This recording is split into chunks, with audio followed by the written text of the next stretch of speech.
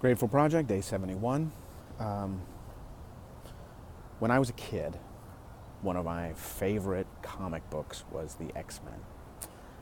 And what I loved about the X-Men is that they were social misfits. I think that's what I liked about Spider-Man too. I mean, you know, those of us who are comic aficionados know that like DC had all of the sort of perfect superheroes. I mean, with the exception of Speedy, who was Green Arrow's sidekick who ended up on heroin in the 1970s. They really didn't have any problems. I mean, the Fantastic Four had like a miscarriage. Peter Parker was always screwing things up. And the X-Men just didn't fit in at all. And I always loved that.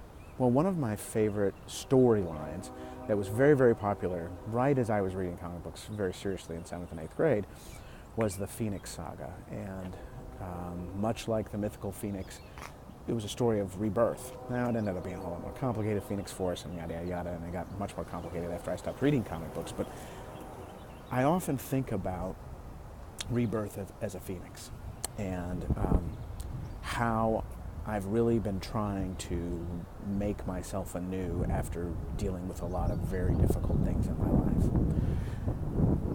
And not being afraid of talking about them has been a critical part of me making the adjustment and the growth and the development to get out from under that. I'm grateful for that strength, and I'm going to do something really soon to put that even more in front of myself. You see, several years ago, I got sideways with a judge down in Brazoria County, which is not quite suburban Houston, but it's close to Houston. Parts of it is suburban Houston. And that judge ultimately held me in contempt, even though I didn't do what he accused me of, and sentenced me to 45 days in jail. Never served a day, but nevertheless had the sentence. That would not have been that remarkable if I hadn't been the president of the Houston Bar Association at that time. Now, I will tell you, part of the reason that I got the 45 days in jail was because I was the president of the Houston Bar Association.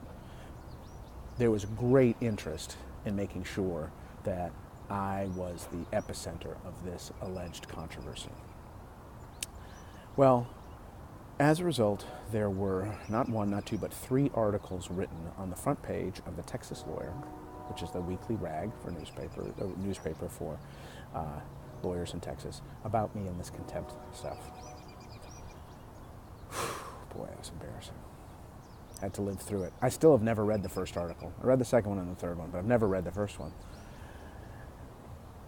I've decided I'm going to frame those articles. It's possible, you know, I once appeared on the front page of the Texas Lawyer for a case that I had won. That's probably been 6-7 years ago. And I've often said that I was going to go back and get a reprint of that and put that up on the front page, put that up on my wall. But I also think I'm going to get each of those 3 articles and put them up on my wall too. Because I've been reborn from that. I've survived it. And it's a part of my history, and it's a part of who I am today. And for that recognition, that understanding, that growth that has occurred, I am very thankful on day 71 of the Grateful Project.